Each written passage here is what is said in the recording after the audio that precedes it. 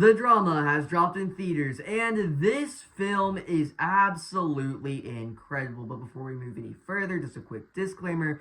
This review contains spoilers. So in other words, if you are yet to have seen the film, do not watch this video. The Drama is a film that is best experienced going in as blind as possible. But now with all of that out of the way, before diving into the review, this film throws a lot at you. And what I found most impressive about the film is where it manages to put you as an audience member. So like, okay, the first part of the film, basically like leading up until the twist, it's more of just a light rom-com, introducing and really just building out the dynamic and relationship between Charlie and Emma, which works really well because the film really takes its time to flesh them out. So it's believable, you really buy into it, and the chemistry, the on-screen chemistry between Robert Pattinson and Zendaya is absolutely terrific. I mean, they are giving absolutely incredible performances here in their respective roles, and I'll go more into that later. But yeah, just the chemistry really works. It's believable. You buy into it, and it's like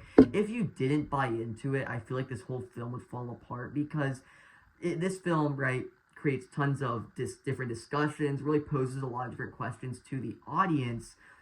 But what's at the core of the film is the relationship and dynamic between Charlie and Emma. That's where we are at the beginning of the film, and it circles back all the way to the end of the film. So, you know, you really buy into it. It really works here. Every performance really stays on their A game, but just Rob and Zendaya specifically, just absolutely incredible. But then the twist happens, okay? And from that point up through the rest of the film, there is a big tonal shift, okay? From that light rom-com feel over to where it starts to walk a very delicate tightrope, okay? Where, you know, it is thoroughly exploring the topic that of the twist and itself, diving into each of the characters and how they're sort of reacting to it and dealing with this, and posing a lot of questions to the audience, right? But it also has a deeply, very dark comedic tone that sort of flows through the entire film. You know, it is a master of tension, and like I said earlier, what I found most impressive about the film is where it manages to put you as an audience member. It's able to build tension masterfully, able to make you feel uncomfortable, able to make you laugh through that uncomfortability. And really, I think we need more films that are able to bring out these more uncomfortable discussions, right? Because I feel like those are my favorite type of films, right? This film, just with the twist itself, you know, and this is a spoiler review, so I can actually talk about it, right? Emma, when she was 15, came very close to committing a mass shooting, right? So she was close to committing a absolutely horrific act, but she didn't end up doing it. So it poses the question, right? Is intention enough? Is the fact that she was going to do it enough to completely change how you see the person? Because it's clear the Emma that we see in the film, right, the grown-up one that's about to get married, is a good person. Somebody that has clearly moved past that 15-year-old former self that was in a very dark place. And obviously being in that very dark place is no excuse for what she was going to do. And she has clearly processed it and come to terms with the fact that what she was going to do was obviously horrific. That was not a good version of herself. But since then, she has changed. And the whole film sort of centers around second chances. Are you willing to forgive the person, right? What lengths are you willing to go to in the means of love to forgive the other person? Where will that bring to you? What is the brink of that? You know, what is that endpoint?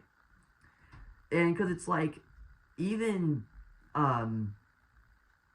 Charlie, right? He even runs into the same thing where it's like, okay, can you forgive the person? Charlie, I don't want to say he did it intentionally.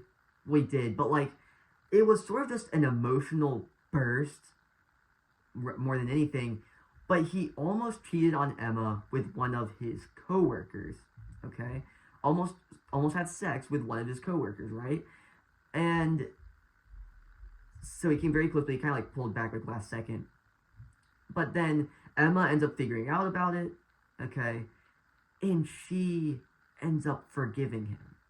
At the end of the film, the ending scene I find so deeply romantic because, these two people that love each other and have this connection, right? They both have done something that the other person ends up forgiving them for. And that's what the ending scene culminates in, right? When they're at the diner, because it ties back to what they said earlier. It's like, oh, it's like after the Oscars or whatever, they go to a burger place, whatever. And then Charlie ends up going to that diner, okay, in the hopes of Emma being there. Emma comes there too. And that's just that. It's so beautiful. It's so amazing. And it's just like, there's this theme of this restarting, okay, second chances. That's a big theme that kind of lingers over the whole film. Like when they first met in the very first scene, it was an awkward interaction, and Emma was like, okay, second chance. I'll give you a second chance. And here, it's them giving each other a second chance to move forward in their relationship, and it's brilliant. It's amazing. I thought it was incredible, and it's the perfect way to tie off the film. But you know what? There's one, who the real villain of this movie is? It's this lady named Rachel, and from the moment she came on screen, I absolutely hated her character, okay? And, it's nothing, like, I'm not saying her performance was bad, I'm saying, like, it's an incredible performance because I hated this character's guts, okay? She's such a hateable character, and the actress pulled it off perfectly, okay? Because from the moment she comes on screen, right, she is just hating on Emma for absolutely no reason. And then they actually get around the table, right? Emma is like, yeah, I was going to do this, okay? Back when I was really young. And then Rachel, right, without creating a new conversation, like, okay, are you better now? What are you going through now? Like, just actually trying to communicate, she just explodes and turns up the whole situation up to 11. And then even past that, right? It'd be one thing is like, they're all drinking and they're all just like kind of talking, whatever, that she says that. And then she has that outburst right there, But then it's like even after that, right? She just continues to make the situation worse. Charlie crumbles under pressure, okay? Where, I genuinely feel like Charlie wouldn't have had this big of a reaction to it if, they were just alone and Emma was like, oh yeah, by the way, in my past, I did this. I just wanted you to know because I care about you. But then Rachel also heard this. She's like, oh my gosh, Emma, what the heck? And then, so she is putting a lot of pressure and is on to Charlie and is blowing this whole situation up for Charlie. And it's interesting how we follow his character because Robert Pattinson's performance in this film, where like Zendaya's is very subtle, all the emotion shown through facial expressions, her uncomfortability, her stress, all that stuff. Through facial expressions, it is brilliant. And then Robert Pattinson's performance, also equally tremendous, is a lot louder because he just has these emotional bursts, right? Whether it's almost cheating on Emma or it's at the wedding when he is just giving this speech that is like legitimately one of the most insane things I've heard in a movie in the Big 26, where he's just like, yeah, he's just kind of like talking like off the cuff, like very emotional. He's like, dude, Emma, I love you. It's like, me and Emma have had great sex, and it's like her dad's like right there, like everybody's there, and it's like it gets their expressions too, and it's like just this burst of emotion, and you can see all again through Zendaya's very subtle but like strong performance, right? She's all this just being shown through her facial expressions, and it's like, oh my gosh. But just rounding back to the character of Rachel, right? I'd actually argue what Rachel did was worse. Okay, where, Emma was going to do something, but it's clear that she has changed. Okay? With Rachel, her thing was that she basically locked a mentally disabled child in a closet. Okay? And then when she was asked about it, when they were doing the whole search party and everything, she was like, no, I don't know where he is. I don't know. And then she was asked by, like, he was either, I think she was asked by Charlie. She's like, okay. So he was like, okay, so if they never found him, would you have came forward? And then in like the most disingenuous way ever, Rachel was like, yeah, I would have came forward. It was so disingenuous. It's like, Rachel, no, you would have not. You would not have came forward, you bad person. And you know, like Emma offers her forgiveness. Everybody forgives her for this. Okay? But when Emma mentioned something when she was young, and clearly she has changed since then and became a good person, you know, there's no forgiveness, okay? And that just shows the character dynamics, okay? And it's just Rachel at the core of this film that is the main villain. She's the antagonist here, I swear. And so anyways, it all crescendos, comes together at the wedding, okay? Where, you know, Charlie, the thing with his coworker, okay? And you see a lot of things he's doing and a lot of things he's up to, and, you know, and then you have obviously Emma there too, which has been going under a lot of stress as this thing from her past, this ugly thing from her past is getting just unearthed in front of everybody. And so they're at the wedding, right? It's all just fucking falling apart, right? There's this thing with the DJ that I thought was interesting, because it's like they earlier, right, in the film, they were walking down the street, Charlie and Emma, and they noticed their DJ doing drugs, okay? And so they actually get to the day of the wedding, and they go up to her, and that's when they tell her, you're fired. They're like, dude, just pack up all your stuff, man. You're out of here. And they sort of confront her about it, and it's like, it's like you could have done that any other way, but it's like it's so, like, I don't really know how to process that part of the film yet, because, right, I mean, on one hand, okay, yes, she was just smoking drugs out on the street, okay, with some other people. But at the same time, she represented, okay? She showed up to the wedding on time. She had all of her stuff set up. She seemed completely sober and completely fine. And then they still did it. It's like, that's her time. She can do what she wants.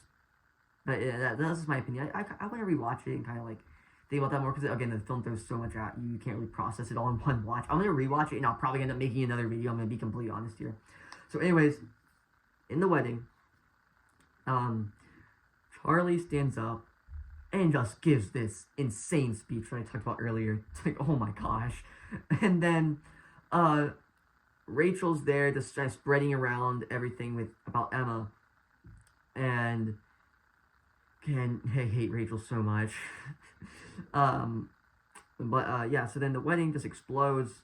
Basically, Charlie gets like headbutted by the husband of the coworker he almost had sex with. And so, right, there's this really great line interaction in that sequence. It's so like, it's such a short like little interaction while all this is going on, but it just like has stuck with me. So Blake, which is the husband of the coworker, he says,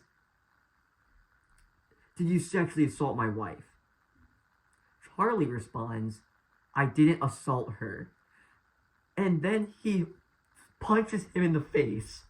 No, not Charlie didn't. Blake just, like, the moment Charlie says, "I didn't assault her," Blake just socked him right in the face and even, like, gives him a headbutt at one point. It's like, oh my gosh, that is such an insane interaction. "Hey, did you sexually assault my wife?" "I didn't assault her, per se." It's like, and then it gets punched. Like, dude, oh my gosh. This, you know what? I was like, this is like, I love this movie. It's my 5th favorite film of all time. But I was like considering it, right? Do I move this one into my top 4? I might have to. I might have to. I very well might have to. I mean, this is just such a brilliant film, and even on a technical level, this movie is just incredible, right? The editing is terrific, just like in the first part, right? The way you get a lot of the moments in their relationship, like their first date, first kiss, when they first met, all that stuff, is done when Charlie is writing his speech for the wedding. And then it kind of just uses that as a vehicle to explore those different moments and different aspects of their relationship and really just help build that out and flesh that out really well. Okay, so that was very, very well done. And then you have like, yes, the editing is just terrific, and it's like even like after it's all revealed, it's like there's different things. It's like, okay, they're imagining this. This is real. This obviously isn't real. It's like kind of playing with the unreliable narrator elements and everything. So I thought that was super well done. Uh, you have the cinematography, which is just great. I love the overall vibe of this film. It is just so nice. And then you have the colors, which like, oh my gosh, I love a movie with some color. Okay, this movie is pretty vibrant. The color grading is just the colors, man. Because like again, I talk about all the time. It's like so many. It's like even everybody talks about it, it's like, oh, movies don't have as much color anymore. Movies just look so bland and whatever. No, this film actually has a lot of vibrancy to it. I feel like there's this scene where they go into this flower shop, right? And all the different flowers, it's like, oh my gosh, the colors just pop off screen. It's beautiful. It's amazing. And man, it is just it's such an incredible film, man. So excited to rewatch it and further process this masterpiece. I'm really sitting here trying to think if I'm missing anything because I don't want to like stop recording and then figure out I like missed like a big talking point. Like I think I went over everything, like second chances. Oh, also like Charlie saying his worst things, like he cyberbullied somebody when he was like 14, and then he actually ends up doing the worst thing he's ever done later on in the film, right? And yeah, Charlie's just he's so pathetic. Oh my gosh, what a loser. But just oh my gosh, it's so incredible. I have been so excited for this film for such a long time. I'm so happy it's finally here. What an incredible film. And yeah, I really think that covers my whole review. If you guys enjoyed today's video or any of my other content, please consider subscribing and I'll see you in the next one. Goodbye.